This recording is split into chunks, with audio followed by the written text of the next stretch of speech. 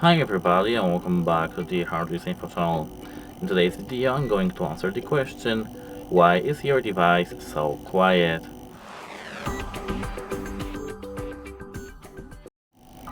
So, your Marshall WOBURN III shouldn't be quiet, that's because the speaker has, I guess, 150 watts.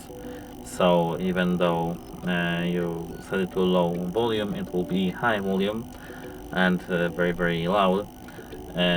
So it's an issue. At first you have to check if your phone is set to maximum volume level, but recommend to be careful with the maximum volume level. As you can see, it's here. And then you have to check if your volume level is increased. If it isn't, you have to do a hard reset. You have to hold the media button for at least 10 seconds to do a hard reset of your device. When it's done, pair it with your phone again and check if your volume level turns to normal. It should be louder now. If it isn't, check if everything is okay with your power cable. If it's because your speaker doesn't have the battery, so you can use it only when it's connected to your power outlet wired. And if the cable is okay, you have to contact device support.